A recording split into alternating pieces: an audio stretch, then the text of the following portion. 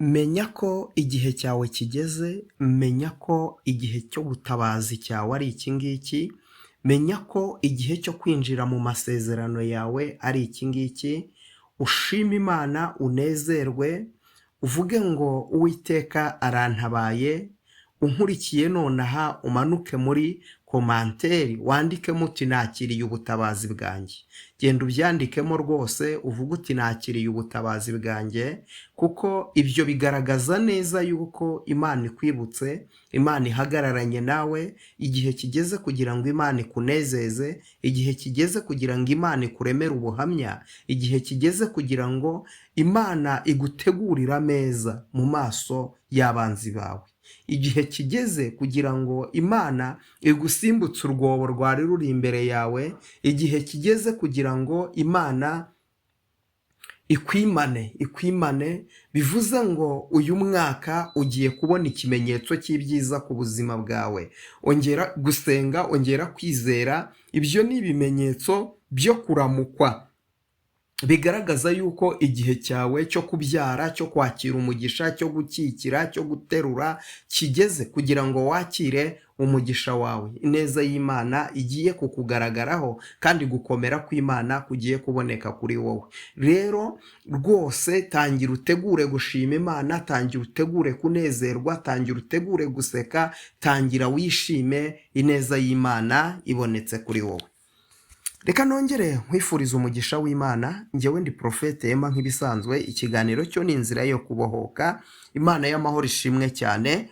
Turakomeje tuganira kuri uyu mwuka w'inzozi. Uyu mwuka w'inzozi ejo twavuze ku nzozi urota ukamenya yuko ugiye kwakira umugisha wawe, n'uyu munsi nizo tugiye gukomerezaho, kuko ejo twavuze inzozi ebyiri, tugiye kongera dukomerezeho izindi nzozi ushobora kurota, bikaba bisobanuye ko igihe cyo gusohorezwa amasezerano ku buzima bwawe gisohoye. Ejo twabonye yuko Imana iravuga kandi n'uyu munsi iracyavuga, kandi iracyavugana n'abantu bayo mu nzozi, ndetse iracyabasha kuganira n'ubwoko bwayo, ikavugana nawe mu nzozi, ikavugana nawe mu iyerekwa, ikavugana nawe mu buryo bw'abahanuzi.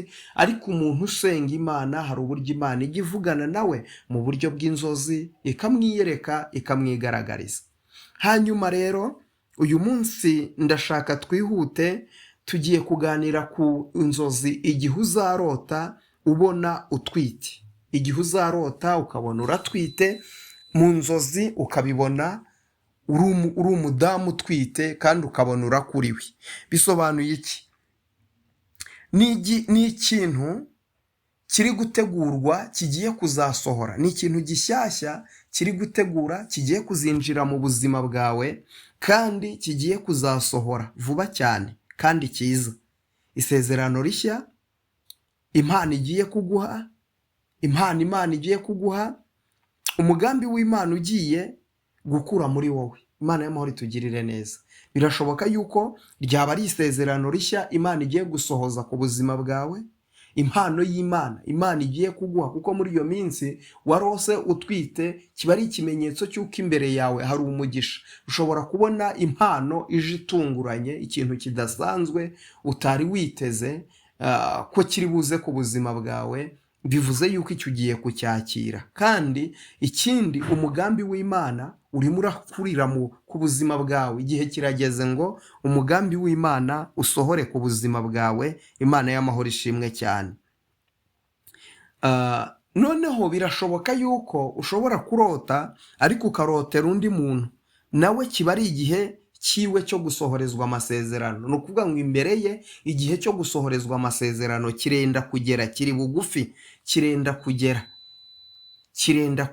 Ndagira ngo twongere dusubiremo. Ni ukwibona utwite, bivuze ko igihe cyo gusohorezwa amasezerano kwawe kirenda kugera. Igihe cyo kubona umugisha kwawe kirenda kugera. Igihe cyo kwakira impano imbere yawe kirenda kugera. Icyo gihe kirenda kugera. Nubyirotera bizaba kuri wowe, ariko nubirotera undi muntu, uwo muntu wabiroteye nawe bizaba byenda kumubaho rwose. Imana y'amahoro ishimwe cyane. Hakaba hari igihe uyibona utwite, ariko noneho ukabona ufite ubwoba. Hari igihe mu nzozi wibona utwite, ariko noneho muri uko kwibona utwite ukabona ufite ubwoba, ukabona ikintu cy'ubwoba, ukabona ikintu cy'umwuka w'ubwoba uri ku buzima bwawe. Icyo gihe bivuze iki? Bivuze ko imbere yawe uwo mugisha urahari, uri imbere yawe uwo mugisha, ariko uzanyura mu bintu bigutera ubwoba. Ni ukuvuga ngo uwo mugisha mbere y'uko uwakira, mbere yo kubyara iryo sezerano ryawe, mbere yo kuribyara, uzabanza unyure mu bintu bigutera ubwoba. Abantu bazakurwanya, birashoboka ko abarozi bakuroga, birashoboka yuko uzahura na byinshi bigutera ubwoba, ariko nyuma na nyuma isezerano ryawe risohore. Imana y'amahoro itugirire neza. Noneho hari ukurota noneho wabyaye, hari ukurota wabyaye. Noneho bisobanuye iki byo? Bisobanuye ko igihe cyawe cyageze. Bwa mbere warose ko wari utwite. Noneho rero iyo umubyeyi atwite habaho igihe cyo kuramukwa, araramukwa, maze kuramukwa noneho habaho no kubyara. Icyo gihe rero cyo kubyara bisobanuye iki rero? Bisobanuye ko igihe cyawe cyo gusohorezwa amasezerano, rya sezerano ryasohoye.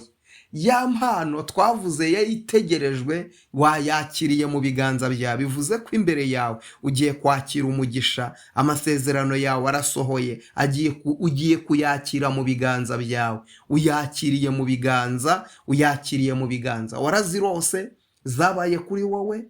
Ni ukuri, iki ni cyo gihe wakira umugisha wawe. Izo nzozi warose Imana igiye kuzihindura impamo mu izina rya Yesu. Icya kabiri, icyo wari utwite kiragaragaye. Icyo wari utwite kiragaragaye. Iyo wabyaye ukuvuga ngo icyo wari utwite kiragaragara. Rero hari ikintu Imana yavuganye nawe kiri mu rwihisho, ariko noneho Imana igiye kugishyira ku mugaragaro. Ni ukuvuga ngo wari utwite ariko bigiye ku mugaragaro. Iyo umuntu amaze igihe atwite, abantu ntibamenya niba azabyara umuhungu cyangwa ari umukobwa, ntibanamenya niba azabyara impanga. Cyakoze wenda ubu ngubu hari uburyo byateye imbere, wenda ugasanga uratwite ukajya mu byuma by'ikoranabuhanga, rimwe na rimwe bakamenya ko ari umuhungu cyangwa umukobwa. Ariko nabyo hari igihe bijya byibeshya, bikakubwira ngo uzabyara umukobwa, ariko nyamara mu nda hibereyemo umuhungu. Byose rero ibyo abana b'abantu bajya bakunda kugaragaza yuko ibyo babimenya, ariko ibyo ngibyo ni ubwiru bw'Imana. Imana yonyine niyo ijya ibasha kumenya ibiri imbere. Imana y'amahoro ishimwe cyane. Ni ukuvuga ngo icya gatatu nanone, igihe cyo gutegereza kiba kirangiye. Igihe cyo gutegereza kiba kirangiye, ibyo wategerezaga noneho wabyakiriye. Noneho izi nzozi nagiye nziha udupuwe, avuga ngo icyo cya mbere, reka turebe noneho ubundi buryo ushobora kurotamo izi nzozi, kwibona wabyaye. Ushobora kurota wabyaye umwana mwiza cyane. Hari umuntu urota ariko akabona yabyaye umwana mwiza, akabona umwana mwiza. Icyo bisobanuye iki? Bisobanuye intsinzi yawe. Kabiri, ibyishimo. Gatatu, ibihe by'umunezero. Imana y'amahoro itugirire neza. Reka tugende twifashishaho ibyanditswe, kuko akenshi nkunda kubabwira ngo njye nkunda kuvuga ibyo mvuga Bibiliya, mvuga ijambo ry'Imana, kuko inzozi ntabwo ari ibintu bitariho, ntabwo ari ibintu Imana itavugiramo. Inzozi si ibitekerezo, inzozi ahubwo ni ahantu Imana inyura ishaka kuvugana n'abantu bayo. Ariko nk'uko nabibabwiye ejo, habaho inzozi zo mu buryo butatu. Hari inzozi zituruka ku Uwiteka, hakaba n'inzozi nanone zituruka mu bitekerezo by'umuntu, arizo bita inzozi z'imiruho, ariko hakaba n'inzozi zituruka ku badayimoni. Uyu munsi rero izo ndimo ndavuga ni inzozi zituruka ku Mana, wenda n'inzozi z'imiruho n'inzozi z'abadayimoni nazo tuzazivugaho, ariko uyu munsi ndimo ndavuga inzozi zituruka ku Mana kandi zivuga umugisha. Hanyuma turebe ijambo ry'Imana riboneka muri Zaburi 126, turebe ku murongo waho wa 3. Haravuga ngo Uwiteka yadukoreye ibikomeye, natwe turishimye. Imana y'amahoro ishimwe. Nukuvuga ngo kurota wabyaye umwana mwiza cyane. Imana itugirire neza. Hanyuma ubundi buryo ushobora kurotamo izi nzozi, kurota wabyaye ariko ubabara, kurota wabyaye ariko ukabona urababaye, ukabyara ubabaye, na nyuma yo kubyara kandi nabwo ukabona urababaye. Icyo bishatse kuvuga ni iki? Bishatse kuvuga ko isezerano ryawe ryabanje guca mu ntambara zikomeye ariko nyuma uratsinze. Nukuvuga ngo isezerano ryawe ryabanje kunyura mu ntambara zikomeye, ryabanje kunyura mu ntambara, ryabanje kunyura mu makuba, ryabanje kunyura mu miraba, ryabanje kunyura mu bigeragezo, ariko nyuma na nyuma uratsinze. Imana y'amahoro itugirire neza. Reka turebe Yohana ibice byaho 16. Yohana ibice byaho 16 turasoma n'umurongo waho wa 21. Yohana 16 dusome n'umurongo waho wa 21. Haravuze ngo umugore iyo aramukwa arababara kuko igihe cye gisohoye, ariko iyo umwana amaze kuvuka ntaba akibuka kuribwa kuko anejejwe nuko umuntu avutse mu isi. Imana yacu ishimwe cyane.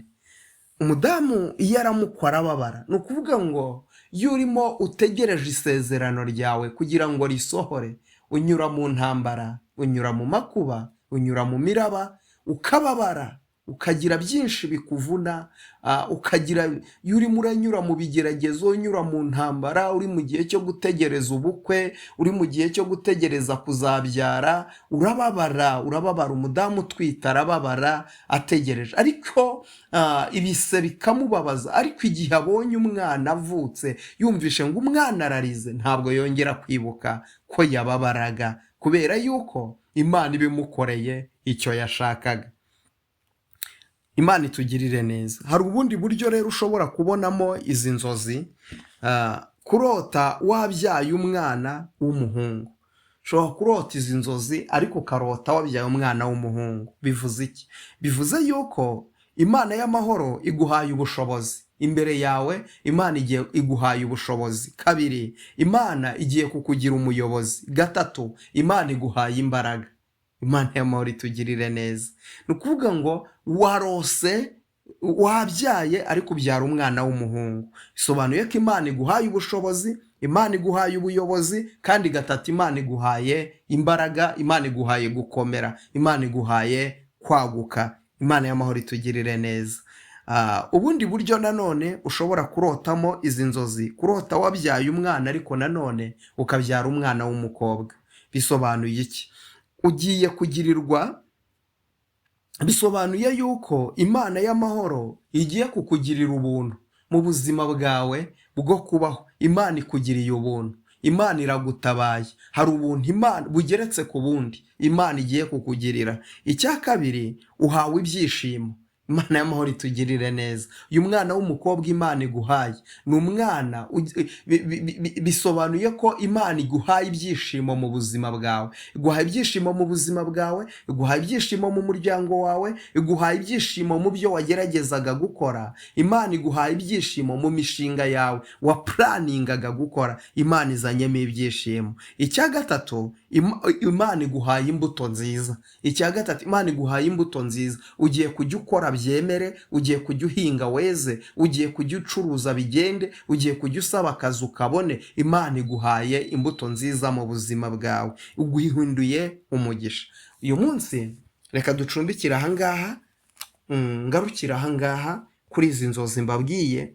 Niba wararose bino ukabona bino ukabyibonaho, menya yuko umugisha wawe ugiye kugaragara, umugisha wawe ugiye kuwubona. Twatangiriye tuvuga kwibona utwite, dukurikizaho kwibona ubyara, tugenda dusobanura uburyo ubyibonaho, kubyara ariko ukabona byose nabisobanuye. Imana y'amahoro iguha umugisha kubwo gukurikirana iki kiganiro. Imana iguha umugisha kubwo kugumya kubana nanjye. Abantu mukunda kunyereka umunsi ku wundi ko muri kumwe nanjye, uruko dushyizeho video mukayikurikirana, mukayireba, mugakora like, ndetse akaba n'abanyura mu gikari mukanyandikira. Ni ukuri Imana ibaha umugisha kandi Imana ibakomereza amaboko. Umuhate mufite wo gushaka kumenya, wo gushaka kugundira ibyiza, Imana y'amahoro ubakomereza. Akenshi iyo nzana izi nyigisho ntabwo mba ngambiriye gutera abantu ubwoba, si icyo ngambiriye, kuko umwuka twahawe si uw'ubwoba, nta nubwo dukwiriye kugira ubwoba, ahubwo dukwiriye kumenya ibiri hano ku isi by'imyuka, kuko ntabwo turwana n'ibintu bigaragara. Ntiturwana n'ibintu bigaragara, hari ibintu ukwiriye kumenya. Ejo hari umwana w'umukobwa, n'ejo hari umuntu wanyandikiye arambwira ati ibi bintu uvuze byose bindiho, ati biri ku buzima bwanjye, ati koko hari igihe rwose mbyuka mu gitondo nta kintu cyabaye, nkumva narakaye gutyo gusa, nkumva mfite umujinya, nta muntu wamvugishije nabi ntaki, ariko nkumva mfite umujinya. Buriya rero byanze bikunze mu isi y'umwuka hari ikintu kiba cyabaye. Buriya muri ubu buzima dukunda kurenganya abantu, ngo abantu baratwanga, abantu ntibadukunda, ariko si ubundi nyirizina twebwe iyo twirebye turikunda. Buriya ukwiriye kureba mbere y'uko urenganya mwene so ngo yakugiriye nabi, ngo yakututse, ngo yagushwaniye, ujye wibuka ko nawe hari igihe wishwanira. Mu buzima abantu niko duteye, niko dukoze, iyi si yuzuyemo ibiteye ubwoba. Ntiturwana n'ibifite inyama n'amaraso, turwana n'ibintu by'imyuka bitagaragara. Niyo mpamvu Bibiliya y'ijambo ry'Imana iravuga ngo nimutware intwaro zose z'umwuka, mutware intwaro zose z'umwuka. Umuririmbyi yarangije aririmba aravuga ngo urwana intambara nziza, Kristo n'imbaraga zawe, fata ubugingo aguhaye ngo buguheshe ibyishimo, fata ubugingo aguhaye ngo buguheshe ibyishimo. Imana rero ibampera umugisha, Imana ibagirire neza, Kristo wabambwe abakomereza amaboko. Reka dusenge.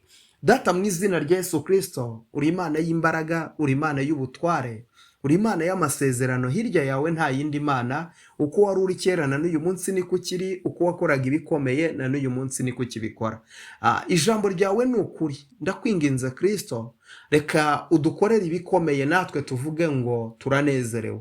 Remera abantu bawe ubuhamya bushya muri uyu mwaka, amasezerano bamaze igihe batwite bayabyare mu izina rya Yesu, bayabyare muri uyu mwaka, bayabyare, bayakikire, bayabone, bakire umugisha wabo kandi bakire ibitangaza byabo. Urakoze Kristo, kugiye gukora ibikomeye kandi ugiye kwiyerekana. Icyubahiro n'ikibi cyawe ni mu izina rya Yesu, amen. Reka nkubwire ngo Imana iguhe umugisha, reka nkubwire ngo ukuboko kwiza kw'Imana nikuboneke kuri wowe, kandi reka nkubwire ngo ibiganiro byacu byo nakagaruka. Shalom, shalom.